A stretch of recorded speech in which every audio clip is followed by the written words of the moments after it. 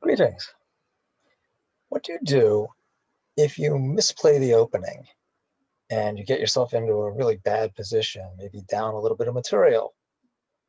And if your opponent plays perfect chess the rest of the way, you're going to get crushed. You know you're lost. Well, you could resign. You could resign. But nobody ever won by resigning. Nobody even held a draw by resigning. So you play on. Okay. What do you do? Well, what you do is you make the most of what you have. You try to activate your pieces. You look for any positional advantages you might have, any plans you can make. You look for things you can do and hope your opponent doesn't play perfect chess. Because if he does, he's going to beat you. You played badly. You got yourself down material. You're in a bad position. You should lose. You deserve to lose. But the other guy has to actually beat you. And he might not. So this game that I'm going to show you is actually not a very good game, but it's very illustrative. It's instructive. So without further ado, here is the game. So here's the game. As usual, I'm using chess.com's analysis board. This is a game I played in 2013. I'm MindWalk, playing black, and my opponent was darkeval or darkeval. Not sure how I pronounced it. White played e4, and I don't usually play e5, but I did in this game. And white attacked my pawn, and I defended it. And we got to an Italian game, and I don't really know how to play. Well, I especially didn't know how to play the Gioco piano then. I know a little bit better now. But I went for the Hungarian defense, bishop e7, which is sort of passive, but at the same time, it's okay. It's perfectly playable. And white played d4, and I played d6, and he took, and then I made a mistake. It's perfectly okay to take with the pawn. This is fine. That's fine. But what I did was take with the knight. And that allows him to trade knights, which opens up this diagonal for the queen. And then he doesn't go for a queen trade. Instead, he plays queen h5. And now he's forking my e pawn and my f7 pawn with a mate threat. And there's no way out. So I had to figure out something to do. Best is probably g6, and I lose this pawn, and it's bad for me. It's bad. I mean, he takes, and I do this, and this is just bad for me. This is bad. But it's probably best. What I tried was queen to d4, attacking both his bishop and his e4 pawn, defending my e5 pawn, and creating a space for my king to escape to should he play queen takes f7 check, which of course is what he did play. And my king slid over, which put my queen and my king on the same file. So my queen now is ripe to be pinned by a rook. And because when he moved here, he defended his bishop, this double attack no longer means anything. He can just go ahead and defend the pawn. The bishop's already defended. So I played knight out. And I played knight out. He played bishop out. And now he's preparing to play rook to d1, pinning my queen. And I don't have a lot of squares to move the queen to. I could move it back to d7 and struggle. Instead, I played rook over, attacking his queen, which the computer actually says is best, amazingly enough. But still, it's about +4 for white. He took my queen, I took his, he took my rook, I took his bishop. And then I'm attacking his knight. He continued his development by castling queenside, pinning the pawn so that I'm not actually able to take the knight. And you look at this position, you know, I'm down an exchange and a pawn because I played the opening badly. I'm behind in development. I have practically no compensation. I should lose this. Black should just lose this. And I knew that. So, what do I do? Well, I can try to get my pieces developed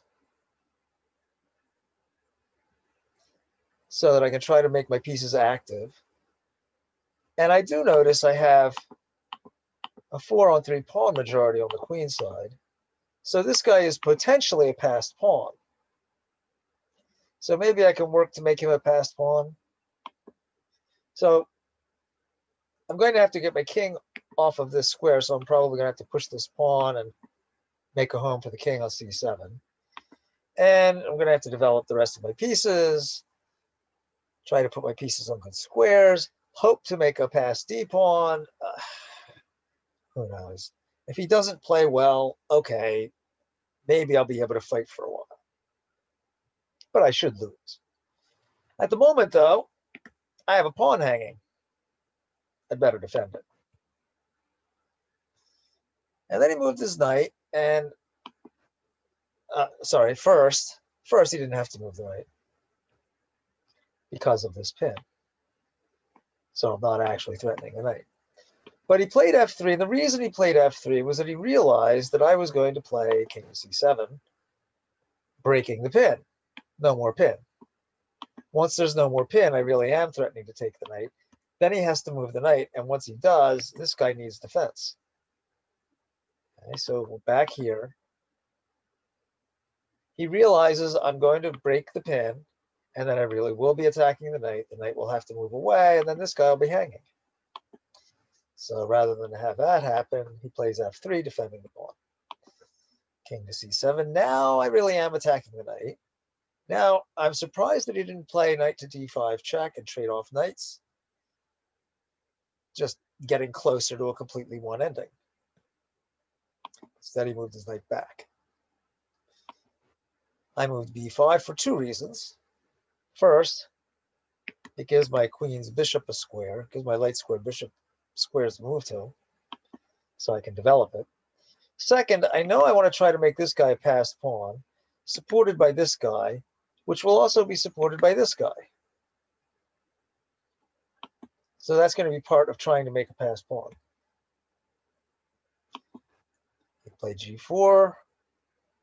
So he starts making pawn moves. g4, I develop my bishop.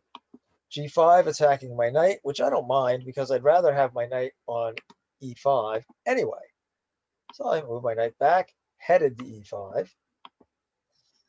And he played h4, another pawn move. So he's been making pawn moves instead of making his pieces more active. And that's been allowing me to catch up in development. And I play knight to e5, attacking both his knight and his f3, both his bishop and his f3 pawn. He moves the bishop back to defend. Okay. All right. And then I move my rook over, and I've caught up in development. Now, the computer prefers that I put the rook on f8 instead of d8. My plan was to try to make a passed pawn out of this guy, so I put the rook on the d file. It's possible that rook to f8 really would have been better, but I had a plan. I was trying to execute the plan. And he moved his knight out, and now I could just see the knight heading to that juicy f5 square. So I prevented it with g6. Now his bishop's attacked, so it moves back. And now, yes, I could have taken the bishop for the knight. And yes, bishops are better than knights. My master friend likes to say that bishops are better than knights, and he says it just this way. He says it this way. Bishops are better than knights. Bishops are better than knights. Bishops are better than knights.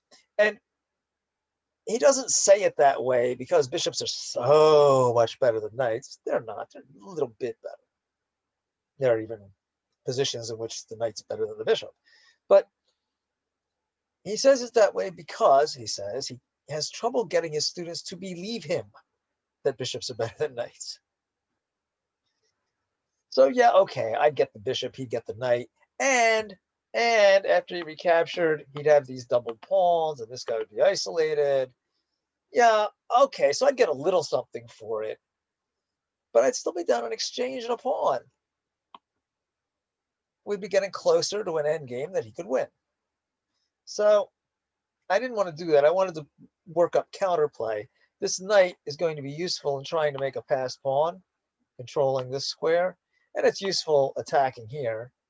So, and it could drop into this square and then hit e3. It has good possibilities. So I'd rather keep the knight. The bishop's not, his bishop isn't really doing much. Yes, it controls this diagonal, but that's not really doing a lot for him. So I moved my knight to c4, and he played his bishop back to h3, presumably because he didn't really want to allow the knight to hop in there and fork his rook and bishop. I don't really think that would be a deadly fork, since he could just move the rook. And if I took the bishop, well, once again, we'd be getting rid of pieces and getting him closer to the ending, which he wants to do. He wants to get to the ending and win with his extra exchange and a pawn. But he moved his bishop back. And then I didn't drop the knight to e3. I moved my bishop to d6. Now, yes, okay, I'm attacking his knight. All right. That's not really why I moved the bishop to d6. It's nice that I gain a tempo this way, but that's not really why I moved the bishop there. I'm activating the bishop. I'm looking at this square and this diagonal. That's what I'm really doing with the bishop. Trying to make it more active.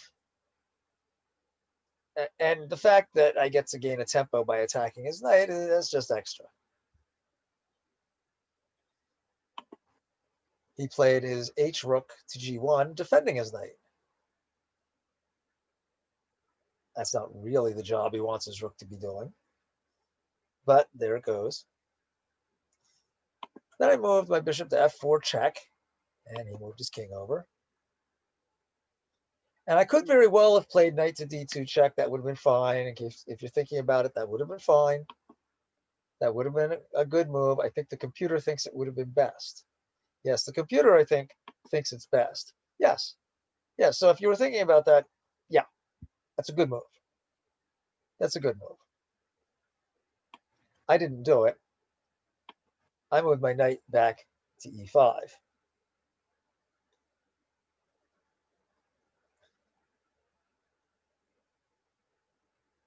As I recall, I was a little afraid that if I moved knight to d2 check, he would just sacrifice the exchange, and then material would be even, which I would be happy about, but I'd have less potential for doing anything, and it'd be more likely a draw. And I was thinking about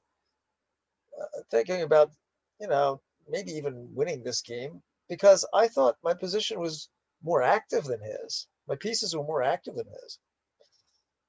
So I moved my knight back, attacking his f3 pawn, and he moved his rook over. So now he has both rooks stuck here defending. Well, those aren't very active rooks. Okay, I don't mind if he makes his pieces inactive. I like that. Piece activity is important.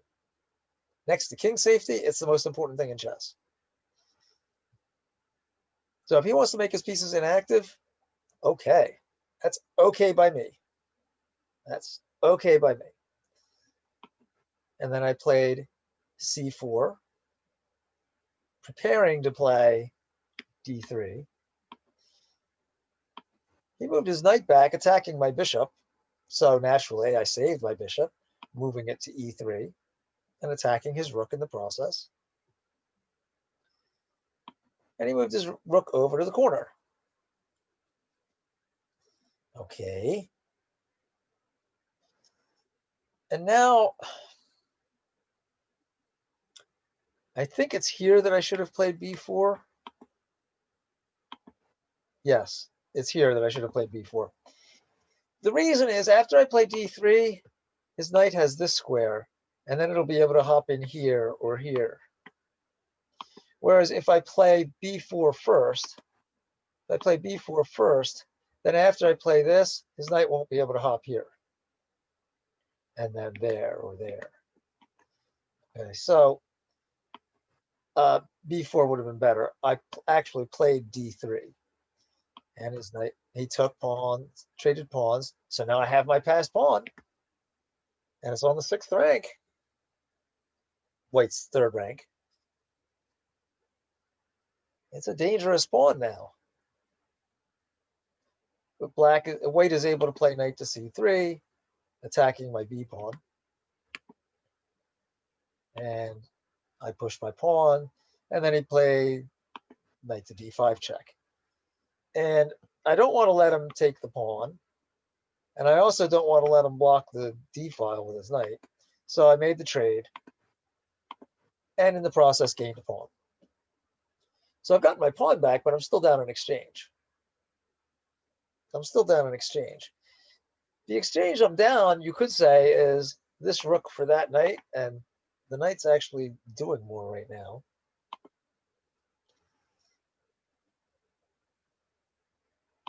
And then he played bishop to g2. Well, that's a move that has a threat.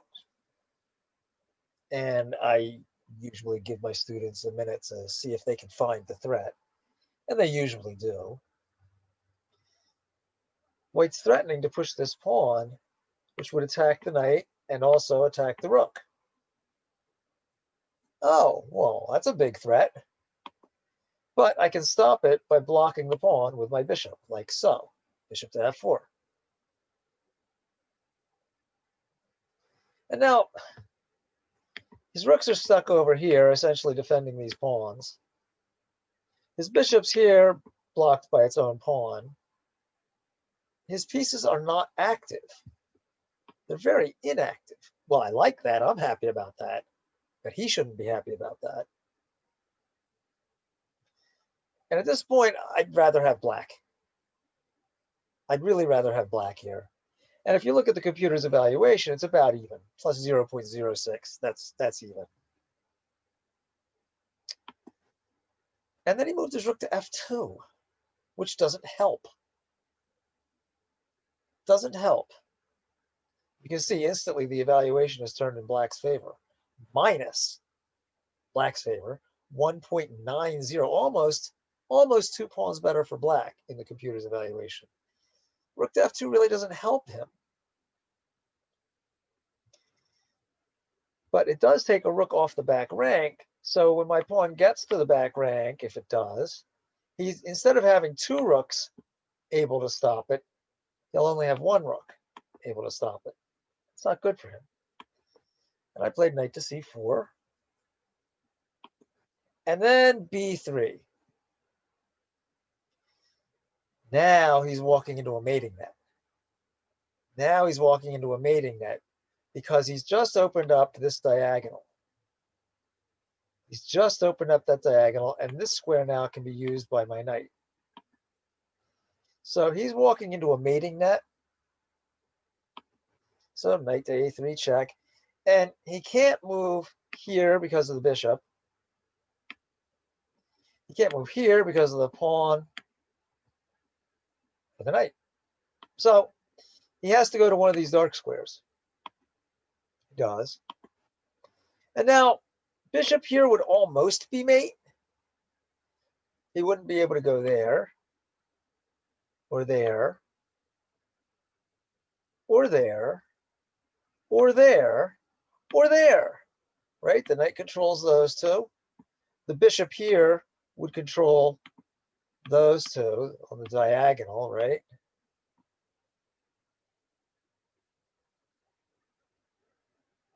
The pawn would control that square, also that one.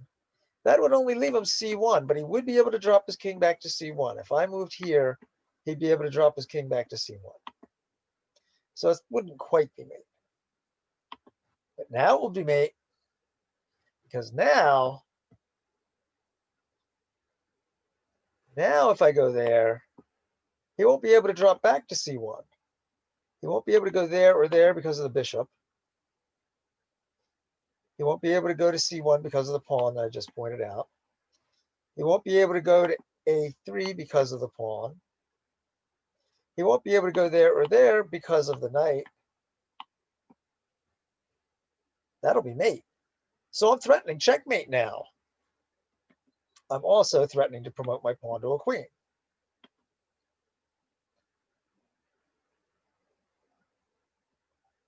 Also threatening to promote to a queen. And you can see now it's minus 17.0. Black's killing white. That mating net is just horrible for white. And he doesn't really have a good move here. He tried rook to e2 because that stops the mate. If the bishop goes there, then he can play rook takes bishop. I'll play rook takes rook, and I'll get my exchange back.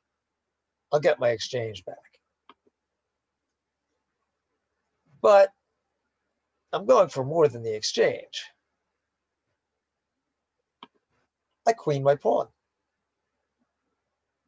So now he's going to have to give up a rook for it.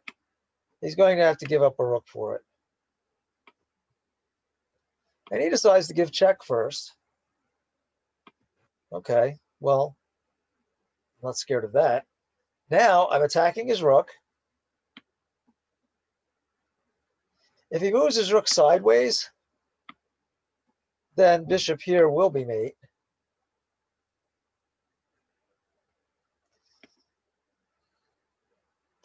He can take my queen. That's what he did. And I took his rook. And now, yeah, he can move the rook back here if he wants to, and he'll still be protecting against that mate. The trouble is there's another mate threat. Let's suppose he moves there. So that he's also guarding against the threat of this fork, right? So let's suppose he moves the rook there. Well, there's another mate. That's mate. That's mate. When you're in a mating net, sometimes there's more than one way to get yourself mated. So he gave this little spite check, and I took, and then that was the end of the game. So we go back to the start. I got myself into trouble quickly by misplaying the opening. Bad capture, wrong way to recapture. And suddenly I'm in trouble.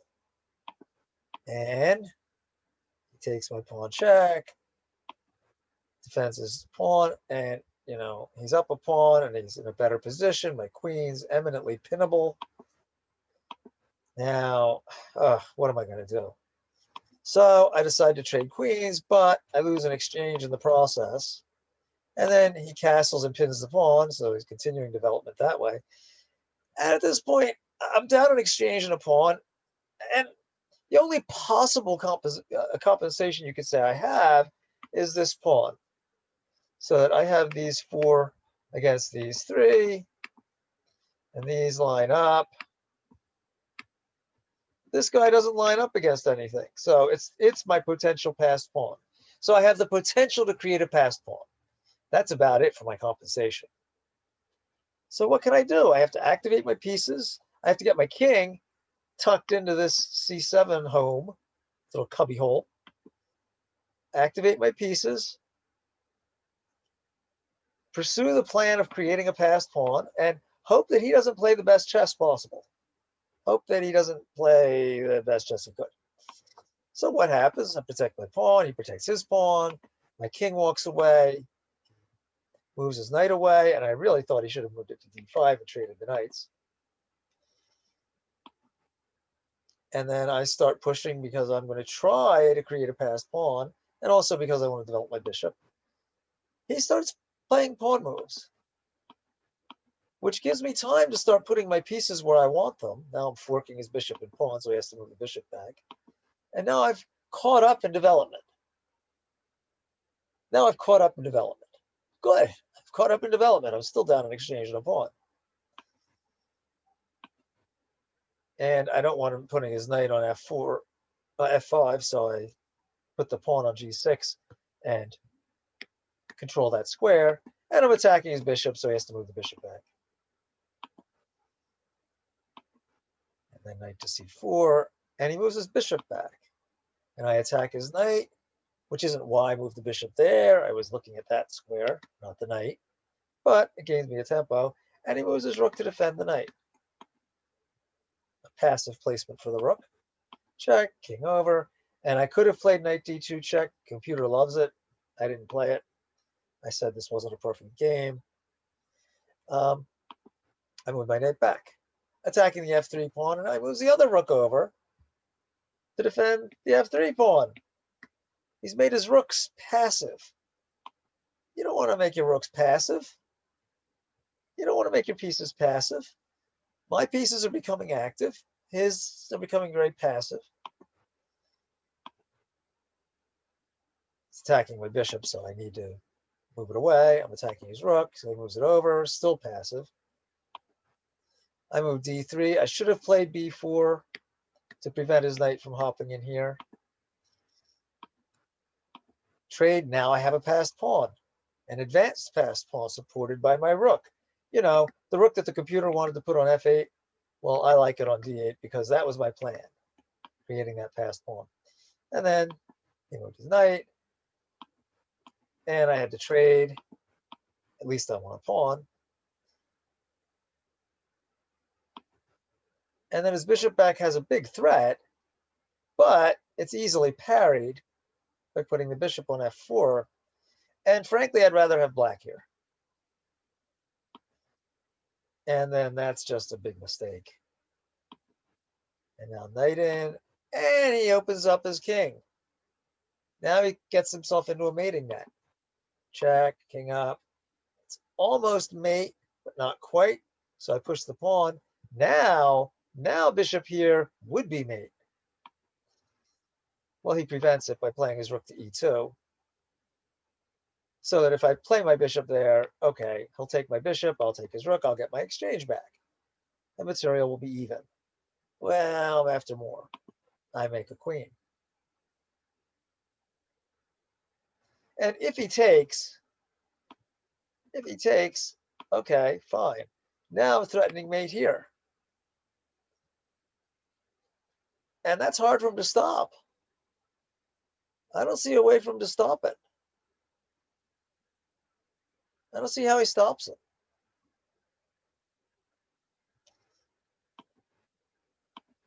So he checks. I move my king up, attacking his rook. He takes my queen. I take his rook. Now, even if he moves his rook back, which has the virtue of stopping this possible fork,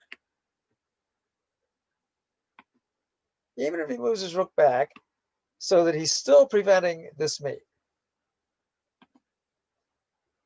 even if he does that, that's mate.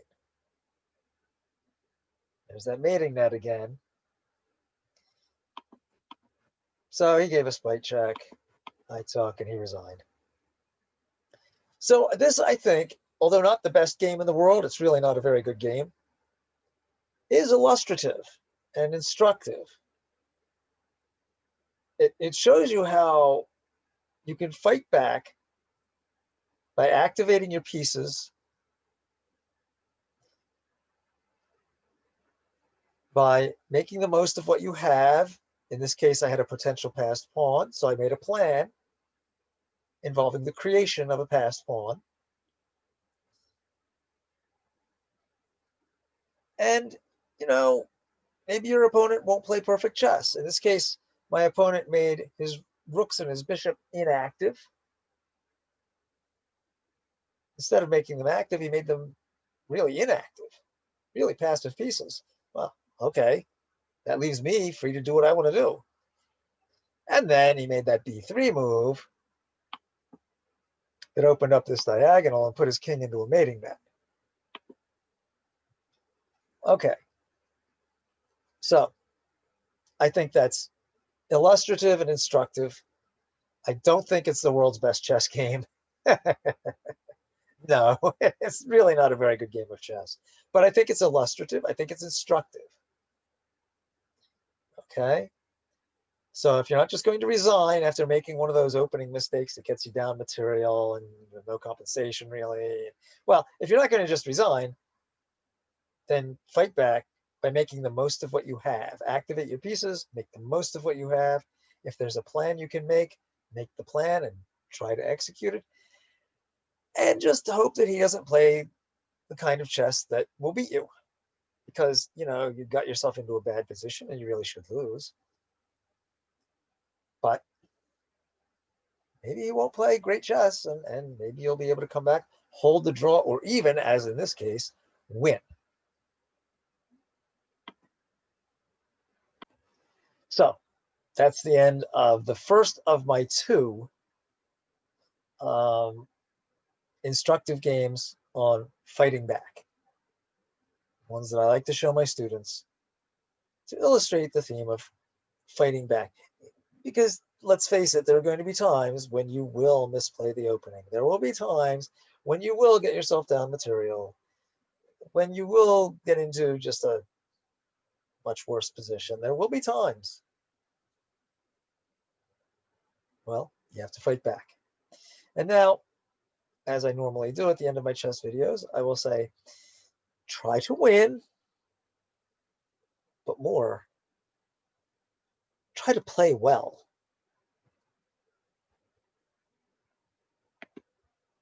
That's it.